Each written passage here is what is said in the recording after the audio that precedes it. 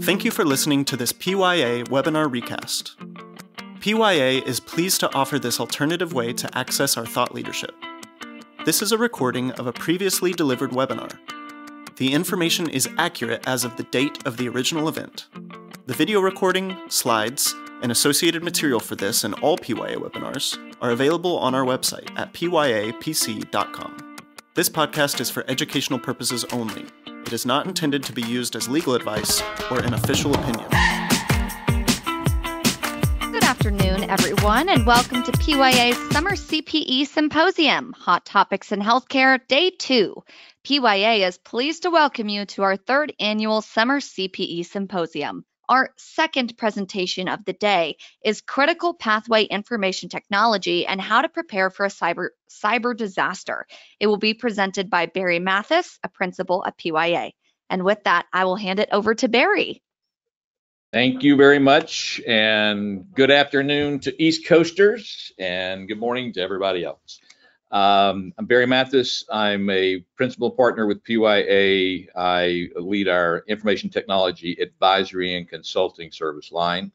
And I am really excited about this presentation because it's been a nonstop conversation that I've had with colleagues, clients, and everybody in healthcare information technology. And of course, it all stems, back from the Change Healthcare event that went on. So, and we're not going to dig deep into that. There's tons of articles out there and opinions on things, but we're going to talk about, more importantly, the prep for something like that and what you need to be doing right now. So I'll give you just briefly a little bit about myself. Former software developer, database management specialist, got into network engineering, securities, all this stuff with the United States Marine Corps, mostly at Quantico, Virginia. And you can imagine some of the folks I got to work with while I was out there. Into healthcare, I've been doing this for about almost 34 years now in healthcare specific, for probably almost 30 of those years. In consulting, probably 25 plus years. I did a few years as a CIO of a hospital. In my consulting career, I've been interim CIO, CTO, IT compliance officer, IT audit director for Ascension Health for a number of years, and my own consulting firm. And then I've been with PYA now for about 8 years, helping stand up the IT advisory services service line. So all that to say, this gray has been earned the hard way. So let's jump into today. Change Healthcare was a big shock for a lot of us, not for all of us, but certainly how it impacted everybody was kind of surprising. It all comes to that all your eggs in one basket sort of conversation. And immediately after the Change Healthcare, and even since then, I've had both colleagues in the industry and clients and even colleagues in other industries calling me about the technology and the cyber. And I do a lot of work, so I'm one of those guys that hangs out in the dark spaces and secretly, under different ID talks to bad actors and does threat intelligence, cyber hunting, that sort of thing. So there's a lot of that, that's very interesting around this. But the actual, I guess, limited control and things that were in place, it was not very interesting. It's quite common and almost boring in the world that I live in. It was very basic. We'll talk about that. What's more important for me was the impact of that. What happened to all of these other downstream, clients and providers and vendors and ultimately patients and doctors and things that were impacted by this. So that's more about what today is about. So, the critical pathways. So when I say information systems critical pathways, think of it as a network of highways through your organization, and all those highways carry information. And then on those highways, you have vehicles, and sometimes these vehicles are attached to other vehicles. You have software pulling trailers and all kinds of things happening within the organization. So what we're going to talk about today is how you go about identifying those critical pathways. Which of those are the lifeblood? So if you want to use a healthcare analogy, where are your main arteries and how do they intersect with the organs that keep your body alive, and what happens if one of those gets clogged? And we'll talk about identifying other pathways. For example, for those of you who may have family members, I certainly do, that's had heart bypass, and that's you have a major artery that's bypassed. Well, our major artery is clogged. There's a way to bypass that to keep the body alive. So think of your organization as the body, and we're going to talk about all those arteries, how they intersect with the critical organs, and then how we stay alive if one of those gets attacked in some form or fashion.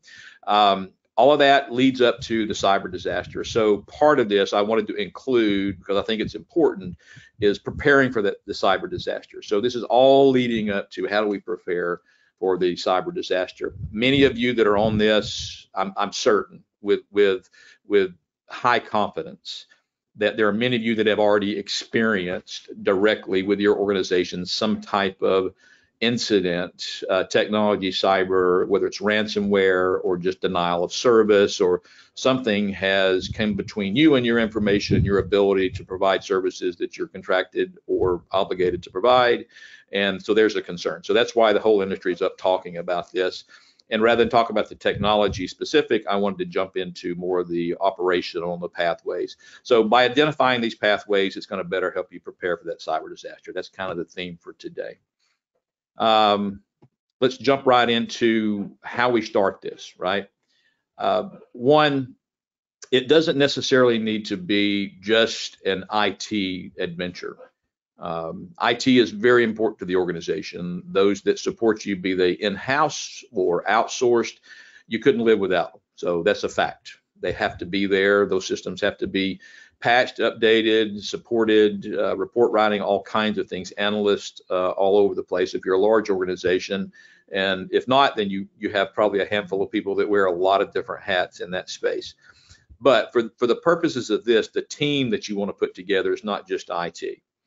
So when we get done with this, when we get towards the end, what you're going to discover is that there are many things you can do with the end product, right? So when we get down towards the end, if you're a CIO or a CFO and you want to truly grasp how much your IT systems cost you, what we call a total cost of operations, TCO, for all your technology, then this is a good start to it. This is a valued exercise that at the end you could do that.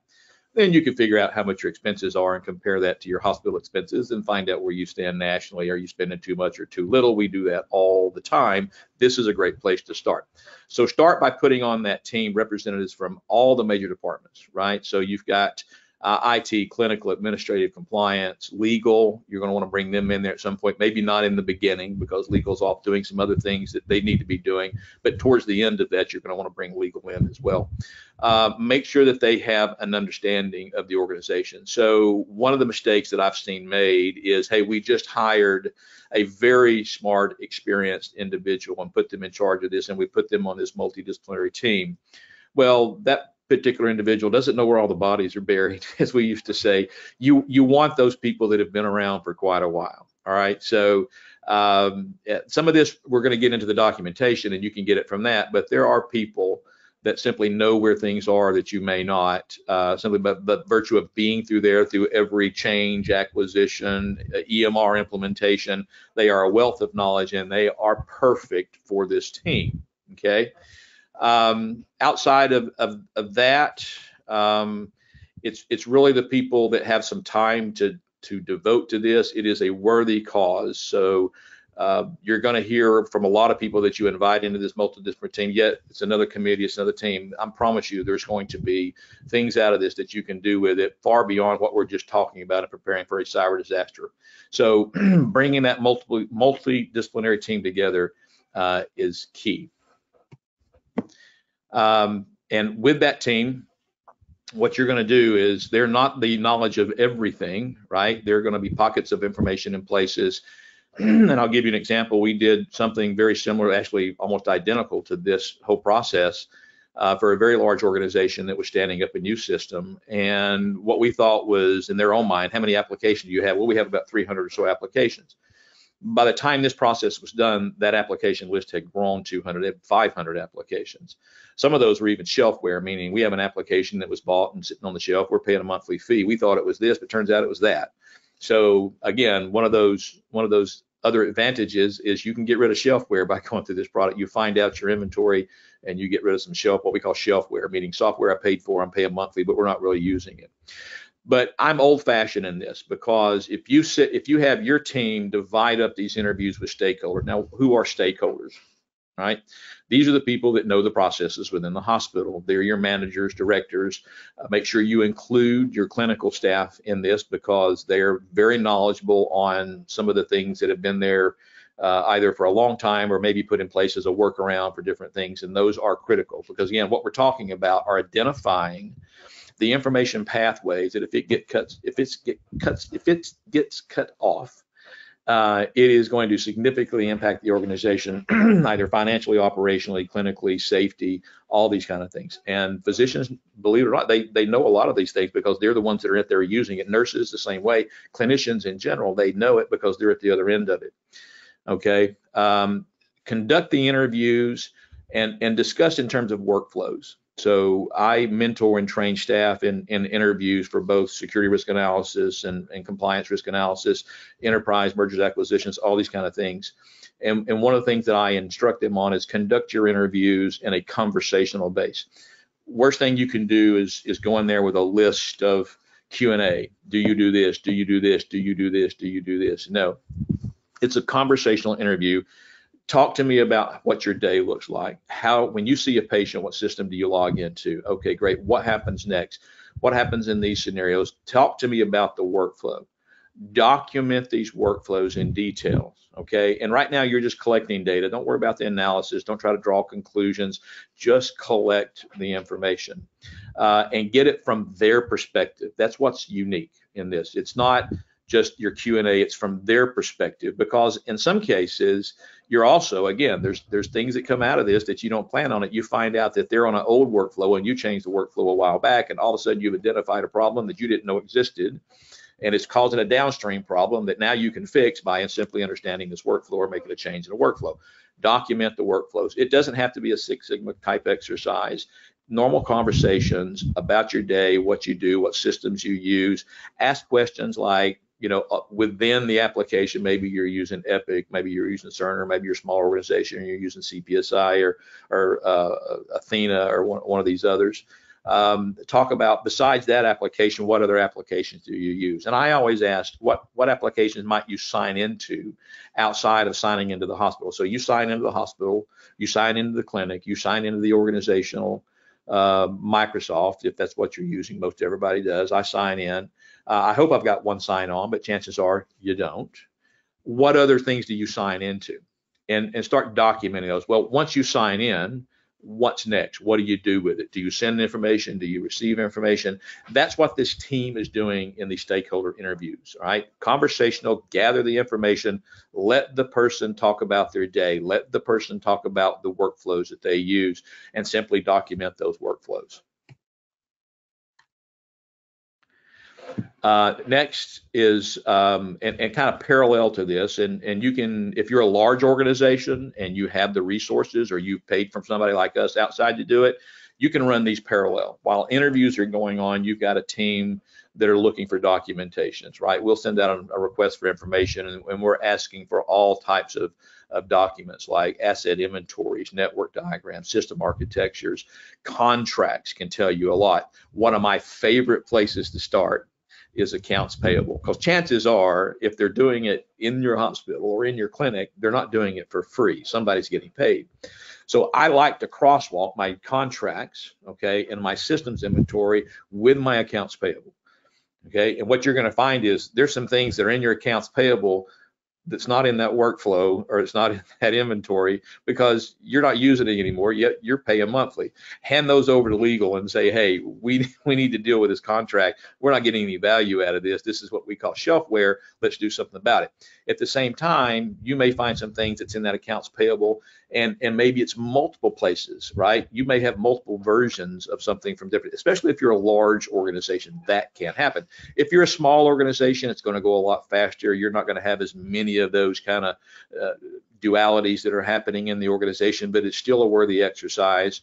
And quite frankly, it's going to be a smaller group of people that are doing that. Yours is going to go a lot faster. If you're a critical access hospital, 100-bed hospital, 200-bed hospital, you can get this done fairly quickly, usually in one day with the same people. If you're a large organization, I was an interim chief technology officer for Ochsner Health System back in the day when Chris Belmont was the CIO down there, and we did this very exercise when we decided how much are we going to spend to put in Epic and how much are we currently spending, and it took us literally about 6 months to get through every single thing. And we started with identifying accounts payable, every dime going out the door from IT. What's it for? Who's it for? What's going on? It was a very worthy exercise.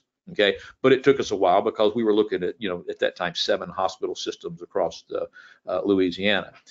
So whatever your situation is, it's the same process. It just may vary from time, because I usually get that question, Barry, how long should we take to do this? How long does it take to do it? So documentation is very key, and then cross-referencing that documentation. Again, being an internal auditor, that's one of the things that I like. Crosswalks, right? You crosswalk line compliance, validate it, and see if it reconciles. If it doesn't reconcile, find the gaps, chase those down. You're going to get to your true how much you have and how much your interdependence.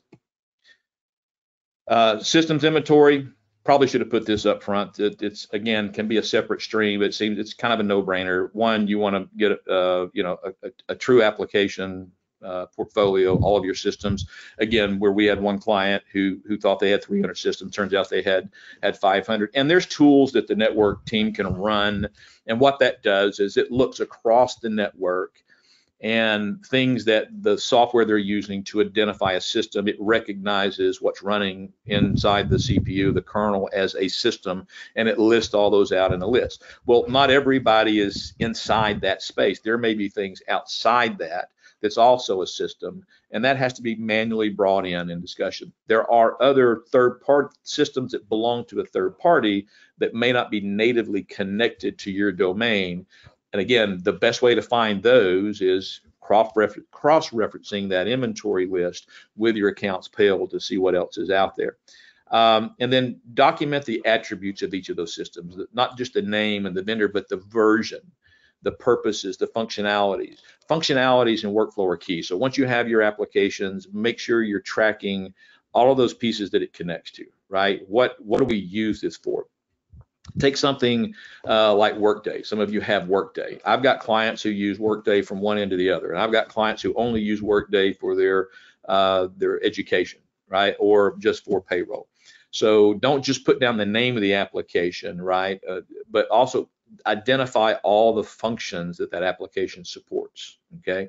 And then all the users and departments that may go, and you can use generics there. You don't have to go by name every user, but you want to know if this supports operations, clinical, and operations, if it's finance or if it's quality, these sort of things. Many of you have something likely similar, I guarantee you, that's already been done, maybe even recent. In those cases, what you want to do is take what I'm sharing with you and go back and kind of see if you've done it the right way, what I consider to be a very thorough and more of an auditor's approach to this. And you may simply find some gaps to fill in, or you may validate, hey, look, here's this, guy on a webinar for CPEs telling us this is a great way to do this. And by the way, we're doing it that way. Plus, we've gone further. We also do this. That's great. Okay. If you've never done this, you ought to do it. Okay. And we're going to get to why here. It's a great exercise to begin with. Just as running a business, this is a great way to get your arms around all of your information technology, what it supports, who it supports. And then from a finance, if you want to add that to it, it's great determining what it costs you. All right. So we're going to do that systems inventory and get all that. Now we're getting to the hard part. So in my opinion, all that's pretty easy. That takes some time. It's good conversation, review some documents, crosswalk, but it doesn't take a whole lot of analysis and skill to do that. It's just gathering information. Now we're matching up workflows with data systems and data points. Now we're trying to figure out where the exchanges occur. And then you're proposing the best way to do this is to look at some of the end results. So I kind of back into this, look at the end results and see what application it points to. Something as simple as electronic billing, right? That's an easy one, right? It ends over here with our payers, right? We send the bill out, goes through the billing system. It gets paid or doesn't get paid, denials come back, claims, all this. That's an easy one to trace. Well, you want to do that with all of your systems, and you're going to find out some of your systems are manual in the middle of that, and even if the system goes down, you can still do some of those manual pieces and maybe continue to function. And you're going to find out, much like the folks who had the Change Healthcare situation, which, by the way, I am not throwing the last person in the world to throw a stone at Change Healthcare. I have a huge amount of empathy there, right? And it could happen to any one of you. Okay, so don't think for a second that anybody's oblivious to what happened. In this case, what we're talking about is not necessarily the technology. We'll get to the technology failure. I'll touch on it just briefly. But what we're talking about is identifying those situations in your organization.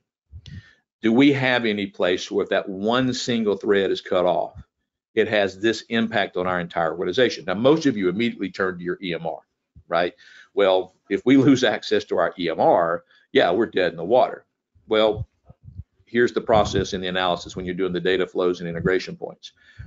Is it if we lose access to it, how it affects us versus if the vendor loses their ability to provide that to me, right? Those are two scenarios.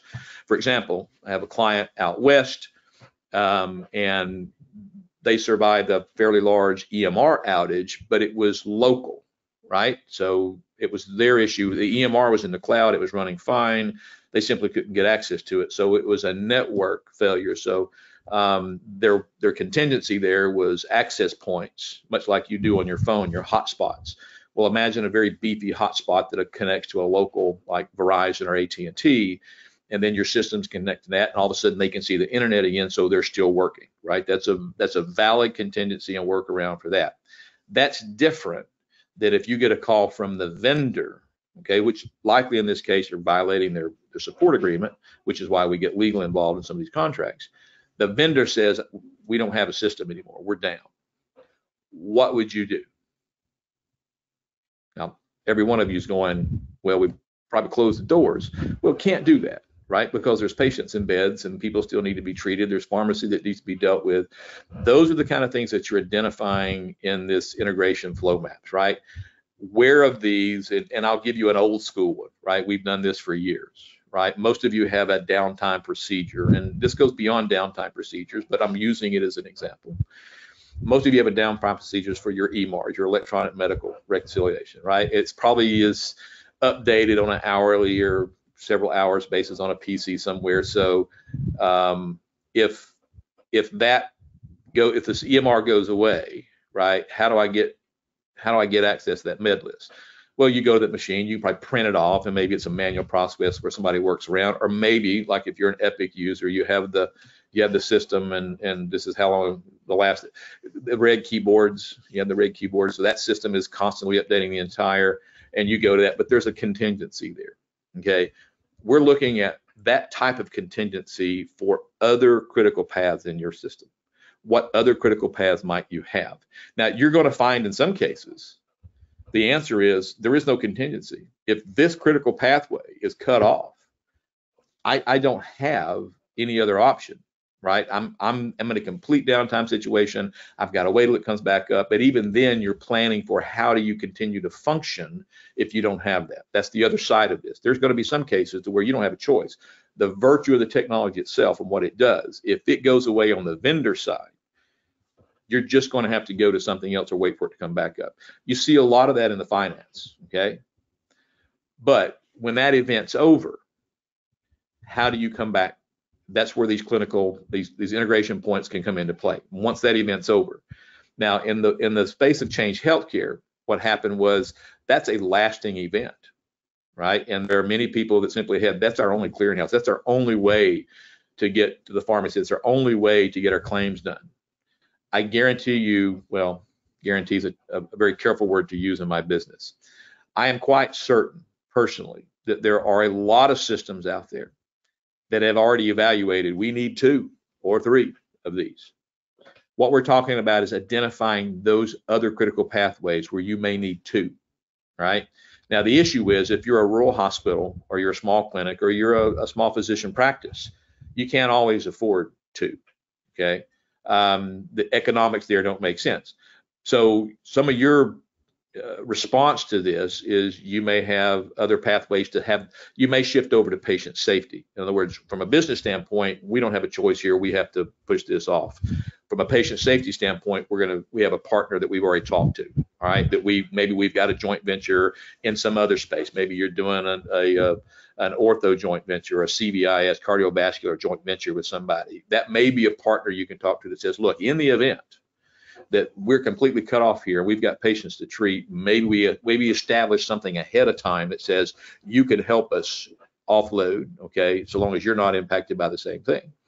So these are all scenarios, but the point is mapping out those data flows and integration points. That's going to help you talk through that. You're not going to get it 100%. If you're a large organization, there's so many of those finite, you're likely not going to get 100%, but you're going to at least have a better idea of what the experience is going to be like before you actually experience some type of an outage. So I talked about in the beginning that this is not something you want to lay on the desk of the CIO, okay, or the CMIO, or the other chief that are now part of IT, whether it's, data officer or whatever. It's not just an IT issue. However, you absolutely want to collaborate with IT. A lot of the documentation, they can be huge helps in doing some automated searches on applications, and they understand interfaces. Likely their staff are doing the analytical work and report writing between the applications, okay? But what I'm telling you is have the workflow discussions, the interviews first, separate, and then bring in IT to collaborate with that and say, hey, how does this work? Let's map these out. They're going to help you with the technical pieces. And in some cases, they can solve your issue. They can simply say, oh, well, we can turn this switch up for $1 and have redundancy there if that's what you want to do. So then it becomes a risk and financial equation that you should talk about to say, what is the risk and is it worth turning this up to get that kind of coverage? Likely IT's been talking to you about it for years. It's always something that's back there in a budget that never kind of makes it to the top. But now you should be talking about that. What is the cost of us losing that critical pathway? If it is our main artery, right? If without that, if it's the widowmaker that comes up the back of the heart there and that thing goes, we may want to spend some extra money to have a separate artery so that thing gets clogged. We can deal with it before we can fix it, and or we can work around until it gets fixed itself. Okay. So they've got lots of tools, and in large organizations, they may have some staff that can help with that as well. They've probably got some project managers that you can put in there that are very good, some of them PMP certified. So look to your IT department. Again, I'm a rural hospital guy. Started out in rural hospitals. I understand there's one person, two people, three people maybe, and they have to do all this stuff. They're still going to be able to help you with some of the reporting, and they can run some automated tools. And with AI out there, all kind of new stuff we can do with AI to scrape what's going on in our systems, okay? So don't forget to leverage them, even though you want to do some work separate up front. Okay, the next step, don't take everything face value once it's there. Get your internal audit if you've got a group available, either use them for this process or certainly leverage them for the validation.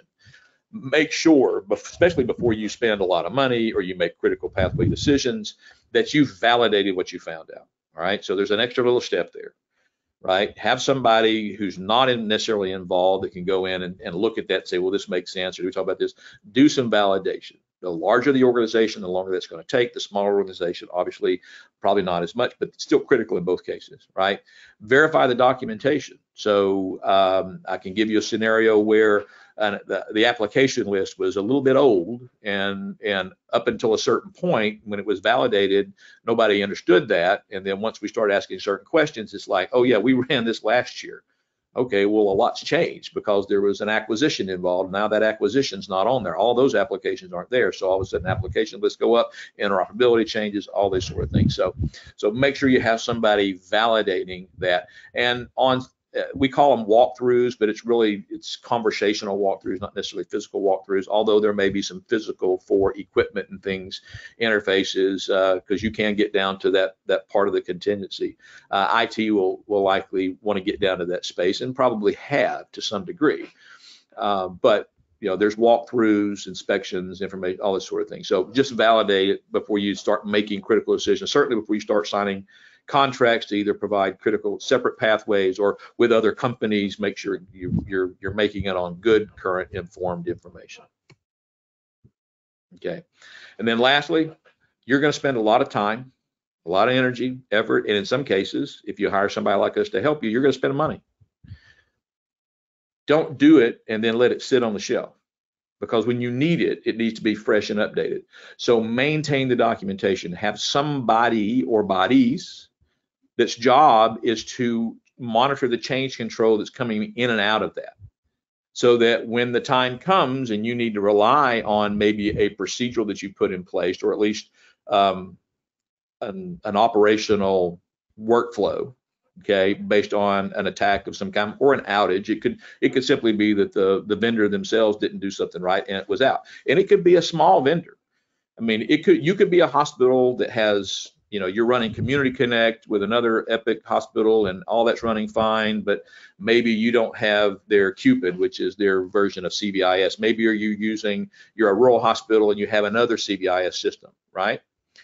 And that system somehow goes unnoticed in terms of criticality of pathways and how it feeds into everything else, especially revenue. And that vendor has an issue because they're a smaller vendor. They're not Epic. And you had no idea that they had no way to recover, or you had no way to deal with the financial pieces of that CVIS situation. So chasing all that kind of stuff down and understanding those applications that are linked and all the way to your revenue and patient safety, that's critical. Once you get that done, maintain the documentation. Have somebody that chases that stuff down on a regular basis, or at least maintains it and keeps it up. It's probably not for a small organization, probably not a full-time job. If you're an academic medical center, you're in IDN with multiple hospitals, it probably is at least a full-time task within one of your groups or departments is to keep that up. It will pay dividends, okay? I've mentioned a few already, but it will absolutely help you make critical decisions at an executive level, if that's your role, on the cost of a decision. I talk with my clients all the time. It's not the ROI that's as important to me as it is the cost of the decision, the TCO, total cost of, or TCD, total cost of decision. Because there's things that aren't related to the capital or even the operational that have a cost associated with a decision. And that's one of the residuals you will get out of this exercise, is data that puts that visibly in front of you as you do that. Now, granted, it's not part of surviving a disaster. But what I'm telling you is this is an investment, and that's an additional dividend you get from that investment. So if you're gonna invest in it, keep it up, right? Don't buy $1 million mansion and never mow the yard. All right, business contingency and alternate pathways. Now we're getting to the most difficult part, right? This is where legal's involved, compliance is involved, your executives are involved, and in some cases your board wants they may get involved. But now we're looking at the what ifs. Once you have all that information, your contingency and alternate pathways are, to me, best started in a tabletop type exercise. Now, for those of you that don't know what that is, the most common space for a tabletop exercise is in disaster recovery, systems and disaster recovery. And what that is are key stakeholders sitting around a tabletop, talking about scenarios and how they would react to those scenarios. So if our systems go down and we have to get access to Epic, how do we do that? If we have a malware, we have a ransomware, we talk about those are tabletop. So it's the same exercise, but what we're talking about here are these pathways. In that exercise, you've already identified your critical pathways. And in the tabletop, you're now discussing on the breakage of that pathway, right? And as a group, you're determining what is our contingency here. And keep in mind, in some cases, the tendencies tie a knot and hang on. You don't have any choice. There's really no place for you to go, right? So, but in a lot of cases, there may be contingencies, which could include setting up ahead of time some type of partnership with an outside company or another facility or whatever to help take care of the safety, the patient piece of it. Some of it may be manually offloading some things into another system to take care of the financial. There's all kinds of things. The claims piece is probably very difficult. You're gonna now in today's age, and unless you're just a single physician's practice office or something like that, you're going to have some kind of electronic third pathway or second pathway to get those claims done. But that's what you're going to discover, right? Is, hey, we need a new contract with this, and maybe we don't need to send it 100% this way. Maybe we send 50% this way and 50% this way. And that way, if one goes out, we can have another one. You're going to have a tabletop exercise and discuss those. At the end of that, you're going to start to document those, and then it's going to splinter back out into teams. You're going to have teams in finance. You're going to have teams in clinical. You're going to have teams in quality and compliance. You're going to have teams in physicians practices. You're going to have teams in IT. And they're going to start to execute on building those within their teams, right? So all of a sudden, you brought everybody together, you've identified, and once that's done, at some point you're going to want to bring them back for another tabletop exercise and say, so the first one's going to be a bit of a nightmare, kind of a fire drill, so to speak. It is going to be crazy. People aren't sure themselves, but you need to go through it. And then they go back and they work on things, and they come back for the second time at the tabletop, and now they've got some additional knowledge. They kind of get what's going on, and you're going to find that some of them have already solved that issue. We have some options. Now, they haven't signed any contracts, right? You're not going to do that without going through your approval process, and your CFO and your board finance are going to sign off on those. But you've got options, right? I may present an option that says, hey, in this case, we have this critical pathway. If these two systems go out, we have no way to get this information out and back so that we can either bill, collect, or treat, okay? We have an option. We can sign a contract with this company, and they'll do an interface into this, and you're going to discover all those. And then you're going to start approving those based on priority, okay? Again, that's the end result of this. Keep in mind, going through the process gives you a lot of other dividends that maybe you're going to tie into for other processes, but that's what we're ultimately trying to get to, those critical pathways. All right, so we're now to our polling question number 1. Thank you so much, Barry. Polling question number 1 is, which is more important when preparing for a cyber disaster?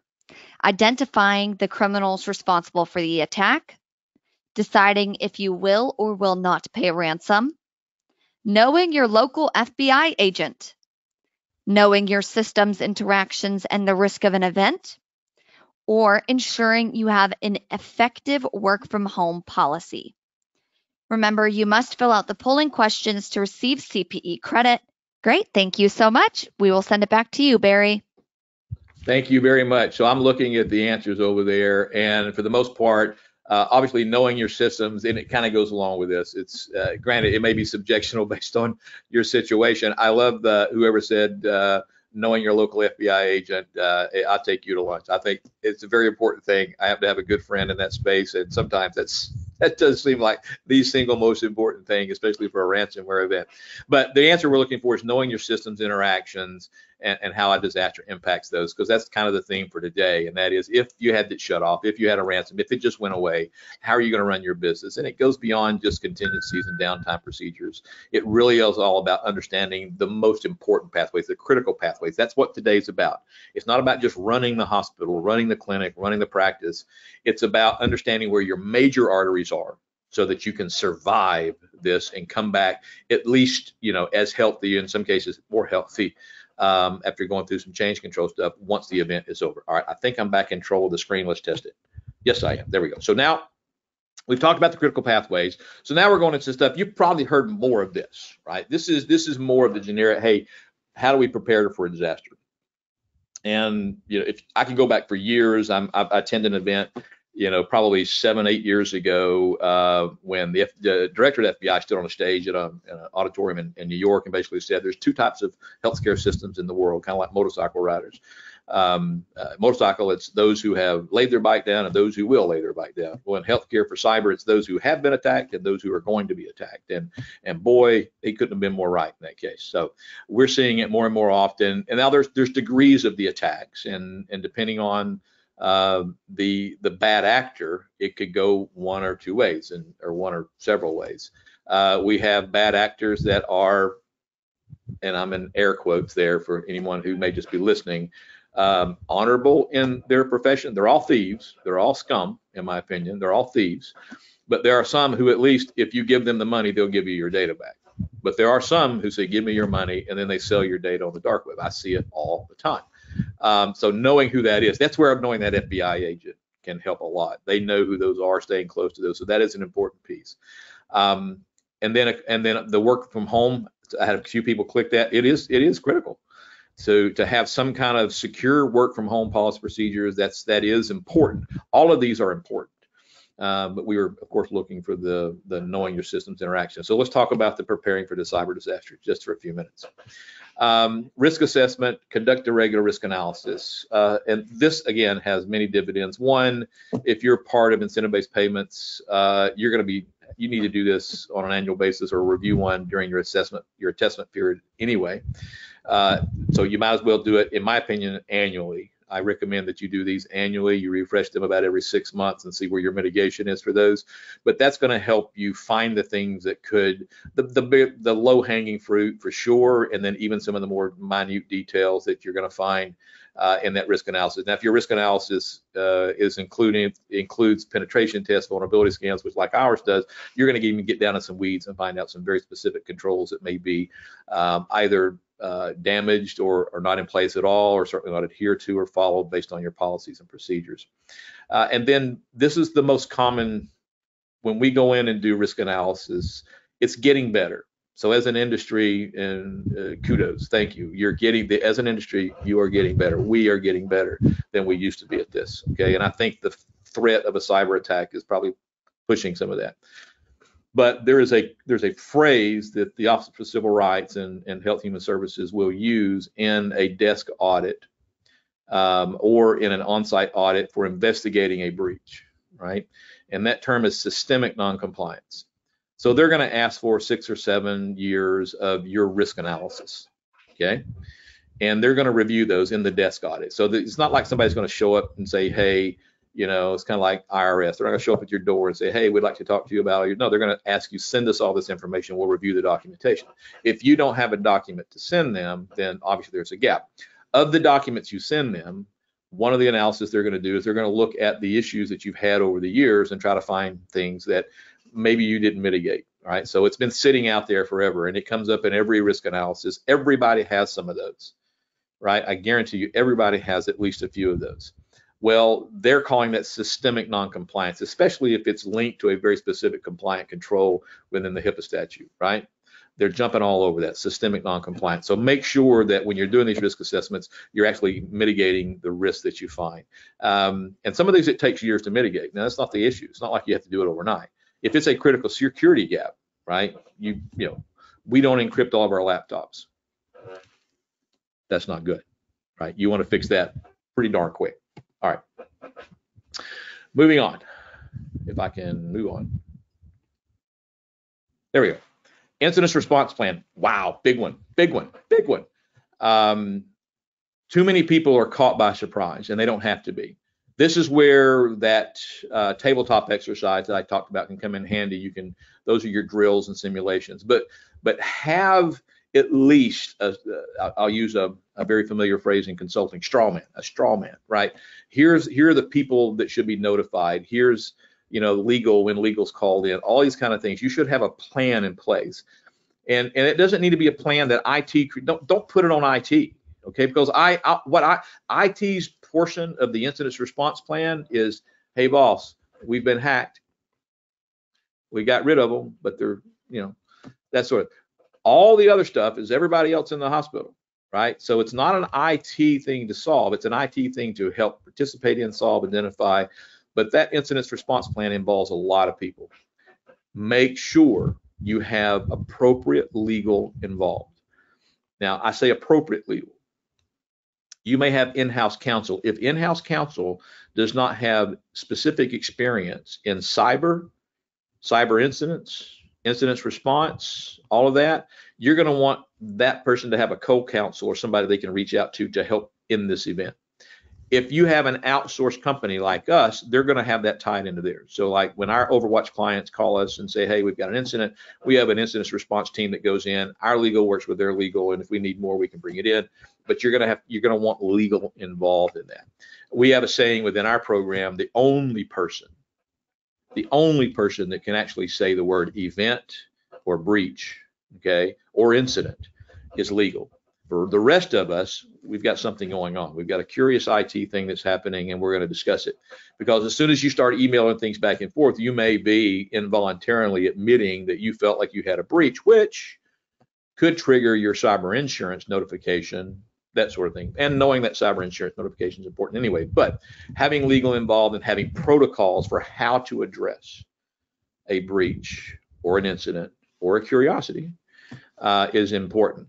And then conduct drills. Those are the tabletop exercises. Okay, conduct drills on how to get those done. Post scenarios, and don't let them all just be ransomware, right? Because there's other things that happen. We had a client recently, the water broke in the data center, so there's partial out and all this. You have power outages.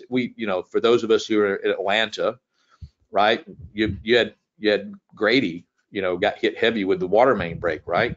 So yeah, multiple huge water mains broke in Atlanta. So all these air conditioning systems and cooling systems that go to data centers and computers, they didn't have any water, so they shut down.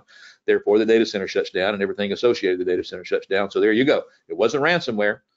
It was a water main break, right? So run through some of those scenarios: fire, water. If your building is backs up against a railroad track, run a train into the building, see what happens, in a scenario. Talk about that. Just make sure nobody gets hurt in the scenario. We don't want to see that. But it takes the image, it takes the systems down, talk about what happens, because you may not be able to have the bricks and mortar that go around it. You may have to relocate those. I mentioned Ochsner. Well, that was in New Orleans. So you can imagine during Hurricane Katrina, and Dr. Lynn Witherspoon was the CIO then. He talked about the incident response plan, and it was written and it would pass any audit. It was beautiful, about that thick. He said the only value is you could stand on it to get out of the water a little bit if it came in the room. But other than that, it was just too complicated. So that's the other piece here. Make sure your incident response plan is digestible. And you're only going to know that if you run tabletop simulations. Make sure that people can quickly understand it and it's easy to communicate across your continuum. That is absolutely key. Oh, polling question number 2 already. Thanks, Barry. Polling question number 2 is, which of these documents is the most important when responding to a cyber incident? A complete list of applications, a well-tested incident response plan, network vulnerability scan results, data backup procedures, or updated job descriptions. Thank you so much, Barry. I'll send it back to you. Thank you. So for those of you that were paying attention, I wonder what the answer could be. It is number 2 there, or B, is a well-tested incident response plan. A complete list of application is great and is absolutely necessary. Data backup procedures, absolutely necessary, recovering the data. But all of that is going to be included in that incident response plan, because you're going to have the backup recovery policies, procedures in place to know they're working. You're going to have in your incident response plan, you're going to have an inventory and applications list. All of those are going to be in that incident response plan.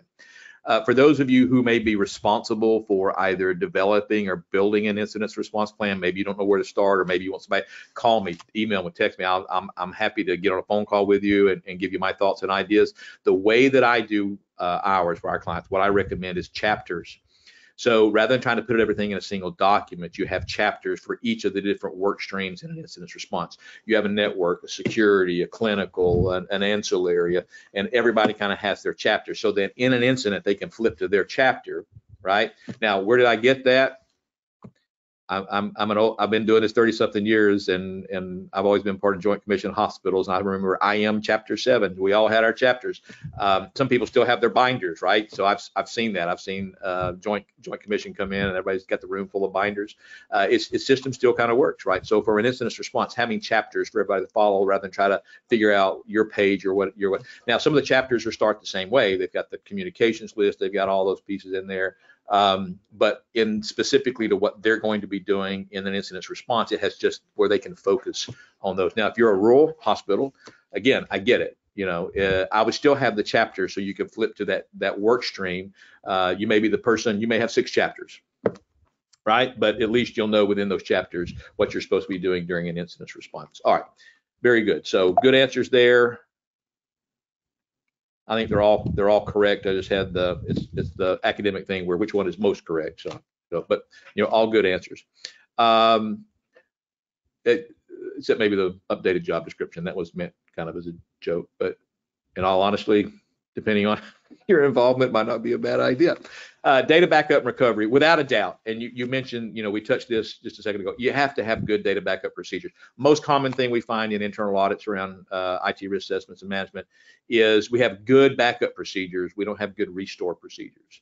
The assumption is if it's backed up, somebody can restore it. And we've seen situations where the backup process has been in place so long, nobody has done a full, complete recovery that was part of the original team that learned that. They'll do small recoveries off of database files and tables, and they know how to use the system, but they've not had to stand up the entire system, servers and everything into one location. That needs to be a procedure for that, and quite honestly, you need to test that every now and then to make sure that you can do it in the event of a disaster. So make sure that you have that data recovery plan as part of your incident response plan. It's a chapter, data recovery, in there, and it should follow your data recovery procedures. Now, some of you have vendors that say, hey, we're your vendor, you're contracted with you, and we'll help you with the recovery. Test that every now and then. Get them on the phone and say, how would this work? If I called you tomorrow and said, we need to restore this, walk me through that process. Most of your EMR vendors can do that. But if you're taking your servers and putting those in a Google or an Azure cloud or Amazon, they may come back to you and say, well, you didn't sign up for that part of it. Your contract doesn't cover that. We don't care how you recover your stuff. That's not our responsibility. That's yours. Wait a minute. I thought I had it in the cloud. You handle that. That's not what you're paying. The cheap version. The expensive version will do that. Understand all of that around your recovery. Make sure you've got good understanding. Training and awareness, without a doubt. Okay. Understanding, it's kind of the old downtime procedures. You call the downtime, you test them out every now and then. But one of the best things, this goes beyond the disaster, Pete. What I'm talking about is more making sure people understand the security, right? You cannot train. So Barry, how is this in being prepared for disaster? Well, avoid the disaster is a really good way to prepare for it. Don't be in it, right? And one of the best things you can do for that, and I'll go with the other one in a minute, is to make sure your staff is aware of what's going on. For example, there is right now going on in the healthcare industry a bad actors group and maybe two bad actors group that are calling and posing as federal investigators or federal support for the Cybersecurity Infrastructure Security Agency, CISA, or NSA, and they're speaking, it almost sounds kind of automated in a sense, but they're speaking in a very authoritative voice and saying, you need to provide us this information at this location, go to this website.gov, and the website that they created has only been out there like a month or two, so it's obviously bad actors doing it, but they're going on, that's in healthcare right now. They're trying to get people to give them information to help them start with their cyber breach campaign. Once they have that information, then maybe they can get credentials, or so. Making sure that your staff knows what's going on in the industry. So again, our Overwatch clients, we like to make sure they get their notices, and when something like this happens, we say, hey, look, be aware. So sending up flares every now and then, making sure that the programs, not once a year. If you're training, if your only cybersecurity training is once a year, then please take down my number. I want to help you with your event disaster when it happens, because it's going to happen. There's no way it's not going to happen. And I have empathy for you, and I want to help you through it. But I'd rather you not have one. I'd rather my relationship with you be that you don't have an event and you say, look, thanks to some things Barry said, we were able to avoid an event. That's the relationship I want with you more than anything, okay?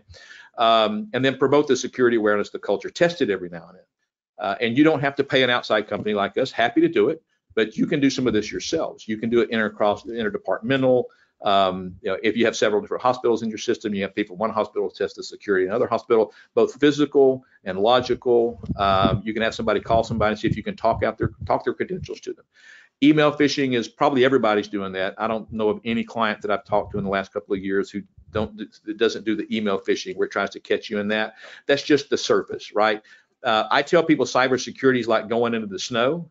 The deeper the snow, the more layers you have. So the more that you're doing with data from a security, you need to put on multiple layers. You shouldn't just you wouldn't go, to the Antarctic with just a good sweater, right? You're going to have multiple layers to help keep you warm. Same thing for security. You're going to want multiple layers. So if one fails, the other one picks up, okay?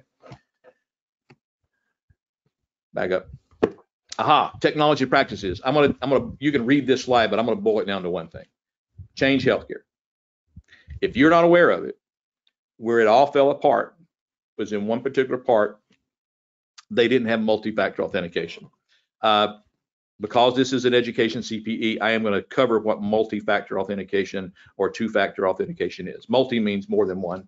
Most people have at least two factors. All that means is I have two things in order to tell the system that I'm needing access to who I am.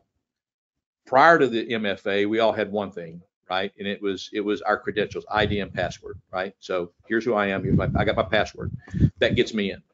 Multi-factor, in this case, two-factor, is when I put that password in, it sends me something else, usually to my phone or to something else that I have, that only I have, that says, hey, look, are you trying to log in here, yes or no? And you go, yes, I am. Okay. Make sure, if you have two-factor authentication, that you've turned off the bio recognition for that. Recently had an assessment, and I was just, again, when you're doing it face-to-face instead of just documentation, you notice things. Can you show me? I like to show me how you log in. And they logged in, and then they looked at their phone, and then it let them in. And I'm like, wait a minute, you did what? Well, yeah, I have facial recognition. And I'm like, okay, well, what happens if a bad actor tries to log in and a message comes up on your phone and you look at it? The bad actor's in. I said, so turn that off. You don't need that, right? Just take the time to hit a button or put something in. Use the other, and you can have multiple. Sometimes it's the password, the code that goes to your phone, and then also sometimes you have a key fob as well. So you have three factors. So multi-factor. If you don't have that turned on, oh my goodness, please, I'm begging you. I am begging you. Turn on multi-factor authentication, and not just in one part of your organization, not just for your email, right?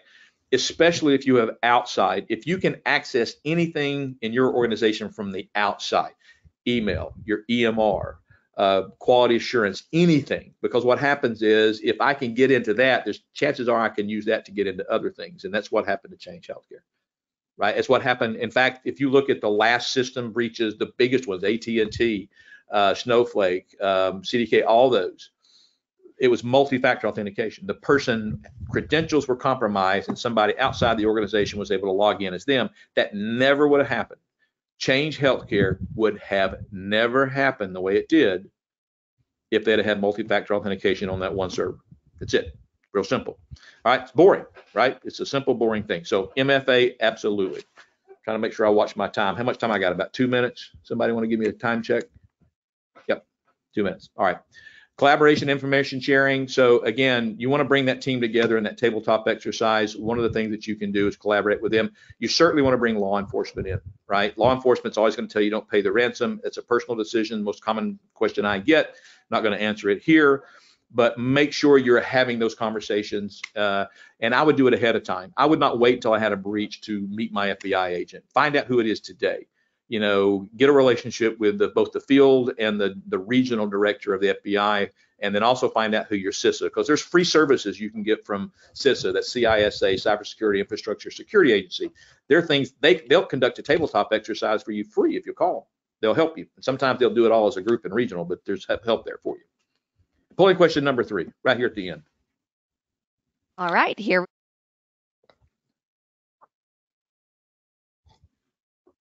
Oh, you went silent. Oh, thank you, Barry. Apologize. Polling question number 3 is, the majority of the most recent cyber breaches have been linked to the lack of which control? Strong passwords, a well-tested incident response plan, incomplete backups, disgruntled employees, or multi-factor authentication. All right, that wraps it up. Barry, we will send it back to you. Thank you. I think that's the last thing we have to do. I appreciate your attention today. Again, the theme of today is not necessarily the security piece of it, although I wanted to cover the incident response piece of it. But it all comes down to this. Know how your systems interact with one another. Know how they feed your critical pathways, financial, clinical, regulatory, compliance, safety, all of those. Identify those and then start thinking about additional or alternative pathways in the event that pathway breaks. Keep in mind, in some cases, it's just tie a knot and hang on. But I'll bet you're going to find some that you never thought about once you go through that exercise. And if you will go through this the way I described it to you, there are other dividends that are going to pay off for you. You're going to discover a lot of things, and it's going to be helpful. Thank you for your attention. I appreciate you sharing some time with me. If I can help you, please give me a call. Great, Barry. Thank you so much. And thank you to all of our presenters for the summer symposium. Now I'll hand it over to Catherine to close us out. Thank you, Caitlin. On behalf of PYA, thank you for joining us. We hope that you've enjoyed day 2 of the Summer CPE Symposium. If you've missed any of the presentations, or if there's any that you'd like to revisit, any favorites, please see our website for replays of all 4 of the Summer CPE Symposium presentations. We hope to see you at a future webinar and hope you have a great rest of your day. Thank you for listening to this PYA webinar recast. The video recording, slides, and associated material for this and all PYA webinars are available on our website. If you have any questions or if we can help, please contact us at pyapc.com. Thank you again for joining us and have a great rest of your day.